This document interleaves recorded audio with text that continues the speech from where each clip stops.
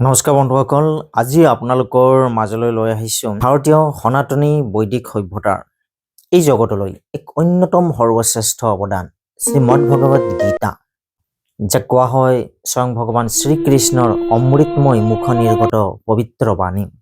এই পবিত্ৰ বাণী শ্ৰীমদ ভগৱদ গীতাৰ কিছু বিশেষ বিশেষ কথা আপোনালোকৰ মাজলৈ লৈ আহিছোঁ। আধ্যাত্মিক আৰু সামাজিক সংস্থা গীতা মিছনৰ দ্বাৰা প্ৰকাশিত এখন সৰু পুস্তিকা আছিলে গীতা ভোজন। ভজন নহয় দেই, গীতা ভোজন। হয়, আপুনি ঠিকেই শুনিছে। ভোজন মানে ইয়াত কোৱা হৈছে যে গীতাত আমি নিশ্চয়কৈ জানো যে যথেষ্টখিনি এই জগতৰ সৰ্বশ্ৰেষ্ঠ দাৰ্শনিক গ্ৰন্থ হ'ল শ্ৰীমদ ভগৱদ গীতা। কিন্তু গীতাত খাদ্য সম্পৰ্কে কি কথা কৈ থৈ গৈছে, এইখিনি কথা যাতে সৰ্বসাধাৰণৰ মাজলৈ যায় তাৰ কাৰণে আমাৰ আধ্যাত্মিক আৰু সামাজিক সংস্থা গীতা মিছনে 2019 চনত প্ৰকাশ কৰি ওলাইছিলে এইখন গ্ৰন্থ, এইখন পুস্তিকা। শ্ৰীমদ ভগৱদ গীতা বা চমুকৈ গীতা হৈছে সনাতনী বৈদিক সভ্যতাৰ এই জগতলৈ সৰ্বশ্ৰেষ্ঠ অৱদান। গীতাৰ প্ৰজ্ঞা আৰু দৰ্শনেৰে উজ্জীৱিত হৈ দেশ বিদেশৰ অসংখ্য মহান মনীষীয়ে মানৱ জাতিলৈ কালজয়ী অৱদান আগবঢ়াই গৈছে। গীতাৰ বাণীসমূহ বিশ্বজনীন, কোনো দেশ কাল ধৰ্ম জাতিৰ গণ্ডিতে আবদ্ধ নহয়। গীতাৰ প্ৰতিটো বাণীয়ে জীৱনৰ ভিন্ন পৰিস্থিতিত ভিন্ন অৰ্থ প্ৰদান কৰি যুগে যুগে মানৱ জাতিক অনুপ্ৰাণিত কৰি আহিছে। সমস্ত বেদ আৰু উপনিষদৰ সাৰ গীতাত উপলব্ধ হৈছে। আমাৰ সমাজত এক ভ্ৰান্ত ধাৰণা প্ৰচলিত আছে যে গীতা পঢ়িলে মানুহ সন্ন্যাসী হয়। কিন্তু প্ৰকৃত সত্যটো হ'ল দ্বিধাগ্ৰস্ত অৰ্জুনক গীতাৰ অমৃতময় বাণীয়ে কুৰুক্ষেত্ৰৰ ধৰ্মযুদ্ধত নিজ কৰ্তব্য পালনৰ কাৰণে উজ্জীৱিত কৰিছিল। জীৱনৰ পৰা বহু দূৰৈৰ কোনো কথাই গীতাত নাই, আছে মাথো জীৱনমুখী দৰ্শন। গীতাৰ এই জীৱনমুখী দৰ্শনৰ সমগ্ৰ বিশ্বজুৰি প্ৰচাৰ আৰু প্ৰসাৰৰ বাবে সৃষ্টি হৈছিল সামাজিক আৰু আধ্যাত্মিক সংগঠন গীতা মিছনৰ। এই প্ৰচেষ্টাৰে এক ক্ষুদ্ৰ ফচল হৈছে গীতা ভোজন শীৰ্ষক পুস্তিকাখন। আশা কৰা হৈছে এই পুস্তিকাখনিয়ে খাদ্য সম্পৰ্কে এক আধ্যাত্মিক ভাৱনা গঢ় দিয়াত কিঞ্চিত মানুহ মাৰ্গদৰ্শন কৰিবলৈ সক্ষম হ'ব। গীতাৰ প্ৰজ্ঞা আৰু দৰ্শনেৰে সমগ্ৰ বিশ্বৰ কল্যাণৰ হকে আৰম্ভ কৰা এই আধ্যাত্মিক বিপ্লৱত আপোনাসৱৰ বহুমূলীয়া দিহা পৰামৰ্শ সহায় সহযোগ তথা সক্ৰিয় অংশগ্ৰহণ আমি শ্ৰদ্ধাপূৰ্বক আহ্বান জনালোঁ। এতিয়া আহিছোঁ আমি মূল বিষয়বস্তুলৈ, যে আমি সকলোৱে জীয়াই থাকিবলৈ ভোজন অৰ্থাৎ খাদ্য গ্ৰহণ কৰিব লগা হয়। এই খাদ্যৰ সৃষ্টিকৰ্তা কোন? গীতাত স্বয়ং ভগৱান শ্ৰীকৃষ্ণই কৈ গৈছে। গীতাৰ 15 নম্বৰ অধ্যায়ৰ 14 নম্বৰ শ্লোক কোৱা হৈছে যে ভগৱান শ্ৰীকৃষ্ণই কৈছে যে মই সকলো প্ৰাণীৰ শৰীৰত স্থিত হৈ প্ৰাণ আৰু অপানৰ সমতা ৰক্ষা কৰি বৈশানৰ অৰ্থাৎ উদাৰাগ্নিৰূপে 4 প্ৰকাৰৰ অন্ন জিনিয়া, 4 প্ৰকাৰৰ অন্ন জীৰ্ণ কৰা। গতিকে আমি কি জানিলো যে অন্ন বা খাদ্য 4 প্ৰকাৰ। এতিয়া আমি দ্বিতীয় শ্লোকলৈ আহিছোঁ।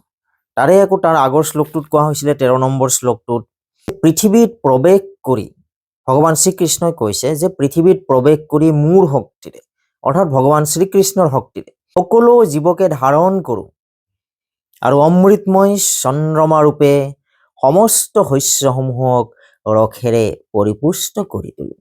গতিকে আমি কি জানিলো, সকলো খাদ্য ৰস অৰ্থাৎ ভগৱান শ্ৰীকৃষ্ণৰ আশীৰ্বাদ আছে। গতিকে সকলো খাদ্যকে ভগৱান শ্ৰীকৃষ্ণই আশীৰ্বাদ স্বৰূপে শস্যসমূহ এই জগতত আমাৰ কাৰণে সৃষ্টি কৰিছে, জগতৰ কল্যাণৰ কাৰণে সৃষ্টি কৰিছে।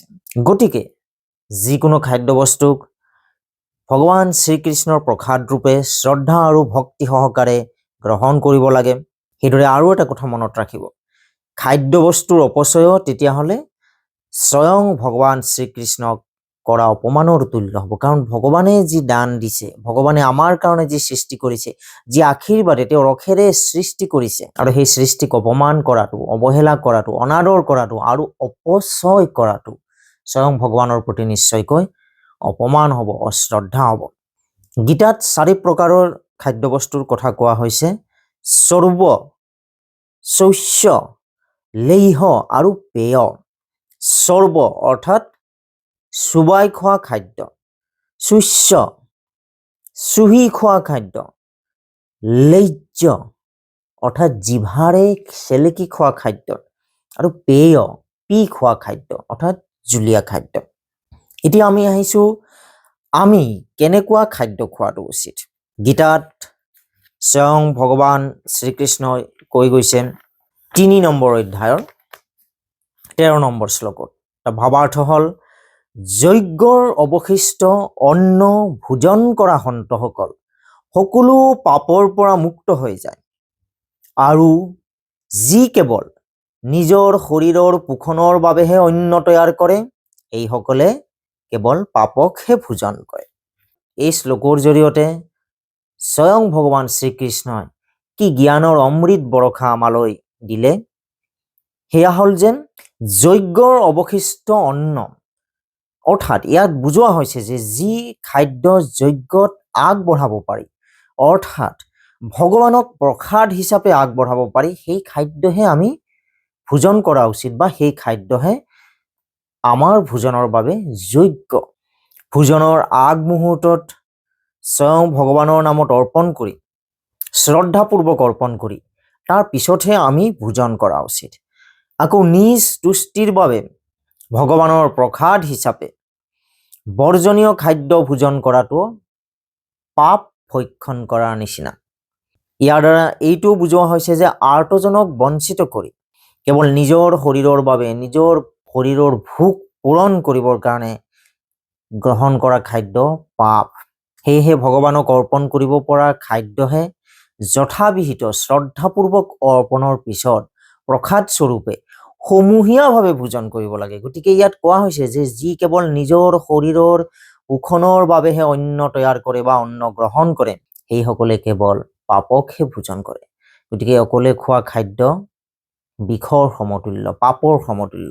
সমূহীয়াভাৱে ভোজন কৰিব লাগে। আপোনাৰ আশে পাশে যদিহে ভোকাতুৰ মানুহ, ভোকাতুৰ জীৱ জন্তু, ভোকাতুৰ জীৱাত্মা যদিহে আছে, তেতিয়া সেই ভোকাতুৰ জীৱাত্মাক এৰি আপুনি অকলে যদিহে খাদ্য গ্ৰহণ কৰে, আপুনি অকল নিজৰ কাৰণে যদি খাদ্য প্ৰস্তুত কৰে আৰু অকলে অকলে সেয়া গ্ৰহণ কৰে, তেতিয়াহ'লে আপুনি পাপ ভোজন কৰি আছে।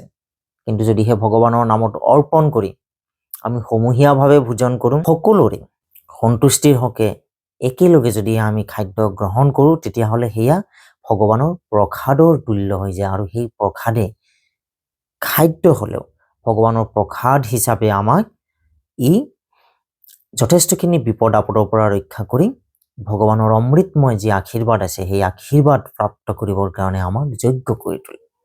এতিয়া আমি আহিছোঁ ভোজন কেই প্ৰকাৰৰ আৰু কি কি।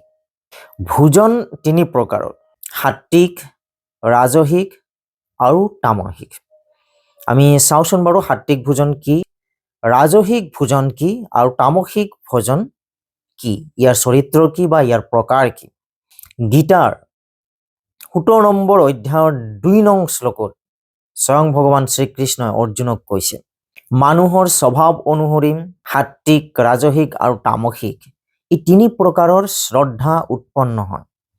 তুমি এতিয়া এই বিষয়ে মোৰ পৰা শুনা, অৰ্থাৎ শ্ৰীকৃষ্ণই অৰ্জুনক কৈছে। 4 নম্বৰ শ্লোকত কোৱা হৈছে যে সাত্বিকজনে দেৱতাক পূজা কৰে। সাত্বিকৰ স্বৰূপ বৰ্ণনা কৰিছে। সাত্বিকজনে দেৱতাক পূজা কৰে। ৰাজসিকজনে যক্ষ, ৰাক্ষসাদিক পূজা কৰে বা সেইসকলক আদৰ্শ হিচাপে মানে। আৰু তামসিকসকলে ভূত প্ৰেতাদিক পূজা কৰে বুলি জানিবা।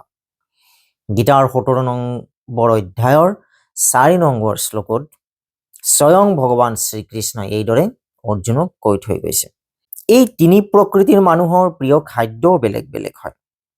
সাত্বিকসকলৰ প্ৰিয় খাদ্যক সাত্বিক খাদ্য, ৰাজসিকসকলৰ প্ৰিয় খাদ্যক ৰাজসিক খাদ্য আৰু তামসিকসকলৰ প্ৰিয় খাদ্যক তামসিক খাদ্য হিচাপে জনা যায়। সেয়েহে স্বয়ং ভগৱান শ্ৰীকৃষ্ণই গীতাত কৈ থৈ গৈছে 17 নম্বৰ অধ্যায়ৰ 7 নম্বৰ শ্লোকত, অৰ্থাৎ মানুহৰ নিজ প্ৰকৃতি অনুসৰি প্ৰিয় ভোজনো 3 প্ৰকাৰৰ হয়। গতিকে আমি জানিলোঁ যে শ্ৰীমদ্ভাগৱত গীতাৰ স্বয়ং ভগৱান শ্ৰীকৃষ্ণৰ অমৃতময় বাণী অনুসৰি ভোজন কেই প্ৰকাৰৰ হয়? 3 প্ৰকাৰৰ হয়: সাত্বিক, ৰাজসিক আৰু তামসিক। আৰু এই সাত্বিক, ৰাজসিক আৰু তামসিক এই তিনি প্ৰকাৰৰ খাদ্য ক'ৰ পৰা আহিছে? এয়া মানুহৰ প্ৰকৃতিৰ পৰা আহিছে। মানুহৰ প্ৰকৃতিও এই ধৰণে তিনি প্ৰকাৰৰ হয় আৰু এই প্ৰকৃতি অনুসৰি মানুহৰ যি আদৰ্শ হয়, মানুহে যি ধৰণে জীৱনশৈলী থাকে, এই জীৱনশৈলী লৈ মানুহৰ এই তিনি ধৰণৰ তত্ত্ব বা প্ৰকৃতি থাকে আৰু এই প্ৰকৃতি অনুসৰি মানুহৰ প্ৰিয় খাদ্য বেলেগ বেলেগ হয়, তিনি প্ৰকাৰৰ হয়, সাত্বিক, ৰাজসিক আৰু তামসিক। এতিয়া আমি চাওঁচোন বাৰু সাত্বিক খাদ্য বুলিলে আমি কোনবিলাক খাদ্যক বুজিম? 17 নম্বৰ অধ্যায়ৰ 8 নম্বৰ শ্লোকত কোৱা হৈছে যে আয়ুস, বুদ্ধি, বল, আৰোগ্য, সুখ আৰু প্ৰীতি বৰ্ধনকাৰী, ৰসযুক্ত, কোমল আৰু স্থিৰ অৰ্থাৎ পুষ্টিকৰ তথা স্বাভাৱিকতে ভাল লগা আহাৰ সাত্বিকসকলৰ প্ৰিয়। অৰ্থাৎ এইসমূহ খাদ্যই হ'ল সাত্বিক খাদ্য। স্থিৰ শব্দৰে যি খাদ্যৰ সাৰ আমাৰ শৰীৰত দীৰ্ঘ সময়লৈ থাকে তেনে খাদ্যক বুজাইছে। গতিকে এনেকুৱা পুষ্টিকৰ সুষম সাত্বিক খাদ্যই আধ্যাত্মিক সাধনাত সহায় কৰে। গতিকে এই খাদ্যক সাত্বিক খাদ্য বুলি কোৱা হৈছে। আমি চাওঁচোন বাৰু এতিয়া ৰাজসিক খাদ্য কোনবোৰ? কেহা, টেঙা, নিমখীয়া, অত্যন্ত গৰম, অত্যন্ত জ্বলা, শুকান আৰু দাহকাৰক খাদ্য ৰাজসিকসকলৰ প্ৰিয়। এনে খাদ্যই দুখ, শোক আৰু ৰোগ প্ৰদান কৰে। ৰাজসিক খাদ্য নিশ্চয়কৈ আমাৰ দৰকাৰ আছে, কিন্তু এনেকুৱা খাদ্য যদিহে আমি অলপ বেছি ধৰণে খাওঁ তেতিয়াহ'লে এই খাদ্যই ভোজন কৰোঁতাজনক দুখ প্ৰদান কৰে, শৰীৰক দুখ প্ৰদান কৰে আৰু ৰোগ নিশ্চয়কৈ আমন্ত্ৰণ কৰি আনে বুলি গীতাৰ 17 নং অধ্যায়ৰ 9 নং শ্লোকত কোৱা হৈছে। এই খাদ্যসমূহ প্ৰকৃততে আধ্যাত্মিক সাধনাৰ বাবে উপযুক্ত নহয়। তাৰোপৰি শাৰীৰিকভাৱেও এনে খাদ্যই ৰোগ উৎপন্ন কৰি দুখ, শোকৰ সৃষ্টি কৰে। সাম্প্ৰতিক সময়ত এনে প্ৰকাৰৰ ভোজনকাৰীৰ সংখ্যাই অধিক যেন পৰিলক্ষিত হয়। সেয়েহে আজিৰ সমাজত মানুহৰ বেমাৰ বৃদ্ধি পাইছে আৰু মানুহৰ জীৱনতো দুখ, শোক বৃদ্ধি পাইছে, ব্যক্তিগতভাৱে জীৱনতো বৃদ্ধি পাইছে আৰু সামগ্ৰিকভাৱেও আমাৰ সমাজ জীৱনতো আৰু আমাৰ সকলোৰে জীৱনত এনেকুৱা দুখ, শোক বৃদ্ধি পোৱা দেখা গৈছে। এতিয়া আমি আহিছোঁ তামসিক খাদ্য। বাসি, ৰসহীন, দুৰ্গন্ধযুক্ত, গেলা তথা উচ্ছিষ্ট আৰু অপবিত্ৰ ভোজন তামসিকসকলৰ প্ৰিয়, তামসকলৰ প্ৰিয়। এই দোষযুক্ত খাদ্যসমূহ তামসিক আৰু এনে খাদ্য গ্ৰহণৰ পৰা বিৰত থকা উচিত। এই খাদ্যৰ আমি আক্ষৰিক অৰ্থৰ লগতে যদি স্বাস্থ্যসন্মত সচেতনতামূলক এক যি বাৰ্তা আছে, এই বাৰ্তাও আমি মনত ৰাখিব লাগিব।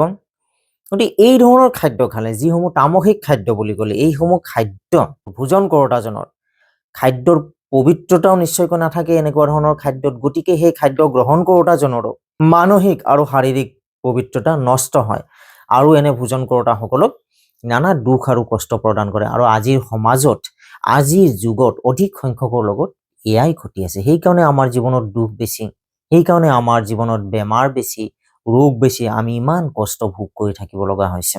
এতিয়া আমি যে ভোজনৰ সময়ত আমি কেনেকুৱা ধৰণে আচৰণ কৰিব লাগে, ভোজন আমি কি ধৰণে কৰিব লাগে আৰু ভোজনৰ আচাৰ ব্যৱহাৰ কি আৰু কেনেকুৱা ধৰণে আমি কৰিব লাগে, এই সম্বন্ধে গীতাই কি কৈ গৈছে? গীতাৰ 6 নম্বৰ অধ্যায়ৰ 17 নম্বৰ শ্লোকত কোৱা হৈছে যে যাৰ আহাৰ বিহাৰ আমোদ প্ৰমোদ নিয়ন্ত্ৰিত, যাৰ কৰ্ম প্ৰচেষ্টা নিয়ন্ত্ৰিত, যাৰ খোৱা আৰু জাগি থকা বিষয়ত নিয়ন্ত্ৰণ আছে, সেইজনেই দুখ বিনাশকাৰী এই যোগ অৰ্থাৎ ধ্যান যোগ বা আত্মসংযম যোগ বুলি কোৱা হৈছে গীতাত, এয়া লাভ কৰিবলৈ সক্ষম হয়। আমি আটাই জানো যে পৰিমিত ভোজনৰ দ্বাৰা আমি স্বাস্থ্যৱান হৈ থাকিব পাৰোঁ। অনিয়ন্ত্ৰিত আৰু শৃংখলাবিহীন ভোজনে স্বাস্থ্যৰ ক্ষতি কৰে। শ্ৰীমদ ভগৱত গীতাত আত্মসংযম যোগ বা ধ্যান যোগৰ বিষয়ে স্বয়ং ভগৱান শ্ৰীকৃষ্ণই কৈ থৈ গৈছে যে কোনে এই ধ্যান যোগ বা আত্মসংযম যোগ, কোনে এই আত্মসংযম যোগ লাভ কৰি আত্মসংযমী হয় ভগৱত প্ৰাপ্তিৰ দিশত আগুৱাই যাব পাৰে বা ভগৱত প্ৰাপ্তি লাভ কৰাত সফল হ'ব পাৰে। সেই ক্ষেত্ৰত ক'বলৈ গৈ 17 নম্বৰ শ্লোকত কোৱা হৈছে, 6 নম্বৰ অধ্যায়ৰ 17 নম্বৰ শ্লোকত কৈছে যে যাৰ আহাৰ আৰু বিহাৰ অৰ্থাৎ আমোদ আৰু প্ৰমোদ নিয়ন্ত্ৰিত, যাৰ কৰ্ম প্ৰচেষ্টা নিয়ন্ত্ৰিত, যাৰ খোৱা আৰু জাগি থকা বিষয়ত নিয়ন্ত্ৰণ আছে, সেইজনেই দুখ বিনাশকাৰী এই যোগ, ধ্যান যোগ বা আত্মসংযম যোগ লাভ কৰে। আমাৰ আজিকালি কি হৈছে, আমাৰ খোৱাত কোনো নিয়ন্ত্ৰণ নাই, যিহকে পাইছোঁ তাকেই খাইছোঁ। খোৱাত নিয়ন্ত্ৰণ নাই, কেতিয়া শুইছোঁ কেতিয়া জাগিছোঁ কোনো ধৰণৰ নিয়ন্ত্ৰণ নাই, শৃংখলিত বা পৰিশালিত এটা জীৱনশৈলী নাই, ৰাতি দেৰিকৈ শুই ৰাতিপুৱা দেৰিকৈ উঠা হৈছে। গতিকে এই প্ৰাকৃতিকভাৱে যি আমাৰ এক শক্তিশালী দুখ বিনাশকাৰী যোগ বুলি কোৱা হৈছে, জীৱনৰ দুখ বিনাশ কৰে।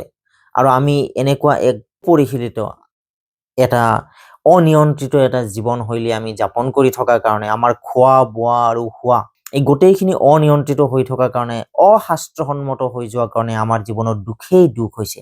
কিন্তু আমি যদি আহাৰ আৰু বিহাৰ নিয়ন্ত্ৰিত কৰিব পাৰোঁ, আহাৰ, খাদ্য, বিহাৰ, খোৱা নিৰ্দিষ্ট ধৰণে যদি আমি খাব পাৰোঁ, নিৰ্দিষ্ট ধৰণে যদি আমি শুব পাৰোঁ, যাৰ কৰ্ম প্ৰচেষ্টা নিয়ন্ত্ৰিত, কৰ্মত ধ্যান দি মনোযোগেৰে যদি আমি কৰ্ম কৰিব পাৰোঁ, নিয়ন্ত্ৰিত ৰূপে আমাৰ মগজুৰ সম্পূৰ্ণ নিয়ন্ত্ৰণ আছে আমি কি কৰ্ম কৰিছোঁ, আমি খঙত উতলা হোৱা নাই, দুখত অধীৰ হোৱা নাই, সুখতো অধীৰ হোৱা নাই, এই ধৰণে যেতিয়া আমি কৰ্ম কৰোঁ, তেতিয়াহ'লে এই কৰ্মই, অৰ্থাৎ যাৰ শোৱা আৰু জাগি থকা বিষয়ত নিয়ন্ত্ৰণ আছে, সেইজনে এই দুখ বিনাশকাৰী এই যোগ লাভ কৰে। এতিয়া সেইজনে জীৱনত কেতিয়াও দুখ নাহিব। আৰু ধ্যান যোগ বা আত্মসংযম যোগ প্ৰাপ্ত হোৱাৰ পিছত ভগৱত প্ৰাপ্তিৰ দিশত আগুৱাই গৈ স্বয়ং ভগৱানৰ আশীৰ্বাদ লাভ কৰিবলৈ সফল হ'ব পাৰে এনেকুৱা ব্যক্তিসকলে।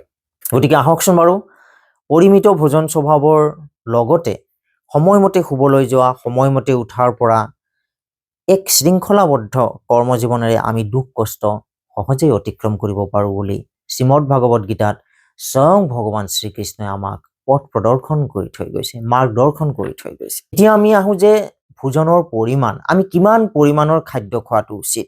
গীতাত আমাৰ 6 নম্বৰ অধ্যায়ৰ 16 নম্বৰ শ্লোকত কৈ গৈছে, যি অধিক ভোজন কৰে বা যি অনাহাৰে থাকে, যি অধিক নিদ্ৰা যায় অথবা যি অধিক জাগ্ৰত থাকে, সেইজনৰ বাবে এই যোগ আত্মসংযম যোগ নহয় অৰ্জুন। স্বয়ং ভগৱান শ্ৰীকৃষ্ণই অৰ্জুনক কৈছে এইদৰে যে আত্মসংযম যোগ, যি যোগৰ দ্বাৰা আমি দুখ কষ্ট অতিক্ৰম কৰি ভগৱত প্ৰাপ্তিৰ দিশত আগুৱাই যাব পাৰোঁ, সেই যোগ লাভ কৰিবৰ কাৰণে কোন অযোগ্য হয়? যিসকলে অধিক ভোজন কৰে, যি অনাহাৰে থাকে, অৰ্থাৎ বেছি খোৱাটো উচিত নহয় আৰু একেবাৰে নোখোৱাকৈ থকাটো উচিত নহয় এই পাৰ্থিৱ জীৱনত। যি অধিক নিদ্ৰা যায় অথবা যি অধিক জাগ্ৰত থাকে, সেইজনৰ বাবে এই আত্মসংযম যোগ নহয় অৰ্জুন। গতিকে অধিক ভোজন কৰাটো একেবাৰেই উচিত নহয়, অথবা শৰীৰৰ বাবে দৰকাৰী খাদ্য গ্ৰহণ নকৰাটো উচিত নহয়। জিভাৰ লোভৰ বাবে অত্যাধিক ভোজন যিদৰে ক্ষতিকাৰক, এইদৰে তথাকথিত ডায়েটিং বা সৌন্দৰ্য চৰ্চাৰ নামত প্ৰয়োজনীয় পৰিমাণৰ খাদ্যখিনি গ্ৰহণ নকৰাটোও উচিত নহয় বুলি গীতাত, শ্ৰীমদ ভাগৱত গীতাত স্বয়ং ভগৱান শ্ৰীকৃষ্ণই কৈ থৈ গৈছে। এতিয়া আমি ভোজনৰ অৰ্পণ কিদৰে কৰিব পাৰোঁ সেয়া কৈ থৈ গৈছে। আমি যি খাওঁ সেয়া ভগৱানৰ নামত অৰ্পণ কৰিলে আৰু এইদৰে যদি আমি সেই ভোজন কৰোঁ, তেতিয়াহ'লে ভগৱত প্ৰাপ্তি হয় বুলি শ্ৰীমদ ভাগৱত গীতাত স্বয়ং ভগৱান শ্ৰীকৃষ্ণই কৈ থৈ গৈছে। গীতাৰ অধ্যায় 9 অধ্যায়ৰ 27 নম্বৰ শ্লোকত, তুমি যি কৰা, যি খোৱা, যি হোম কৰা, যি দান কৰা আৰু যি তপস্যা কৰা, সেয়া মোক অৰ্পণ কৰিবা। ভগৱান শ্ৰীকৃষ্ণক অৰ্পণ কৰিবা। কি কৰিবলৈ কৈছে? আকৌ এবাৰ কৈছোঁ, অৰ্জুনক কৈছে। অৰ্জুনক কৈছে ভগৱান শ্ৰীকৃষ্ণ, তুমি যি কৰা, যি খোৱা, যি হোম কৰা, যি দান কৰা আৰু যি তপস্যা কৰা, সেয়া মোক অৰ্পণ কৰিবা। অৰ্থাৎ ভগৱান শ্ৰীকৃষ্ণৰ নামত অৰ্পণ কৰিবা। গতিকে ভগৱানক অৰ্পণ কৰি প্ৰসাদ হিচাপে খাদ্য ভোজন কৰাটো উচিত। তেতিয়াহ'লে আপোনাৰ পাকঘৰ, ভোজন গৃহ, লগতে আপোনাৰ সমগ্ৰ পৰিয়ালতে ভগৱান শ্ৰীকৃষ্ণৰ কৃপাদৃষ্টি, আশীৰ্বাদ স্বৰূপ বৰষা হৈ থাকিব সদায়, আৰু আপোনালোকৰ জীৱনটো সুখৰ হ'ব, দুখ অপায় অমংগলৰ পৰা মুক্তি লাভ হ'ব, আৰু ভগৱত প্ৰাপ্তিৰ দিশত আপোনালোকে এখোজ এখোজকৈ আগুৱাই গৈ থাকিবলৈ সক্ষম হ'ব, আৰু পৰম সুখ যি আছে, পৰম সুখ, পৰম আনন্দ প্ৰাপ্তিৰ দিশত আপোনালোকে এখোজ এখোজকৈ আগুৱাই গৈ থাকিবলৈ সক্ষম হ'ব।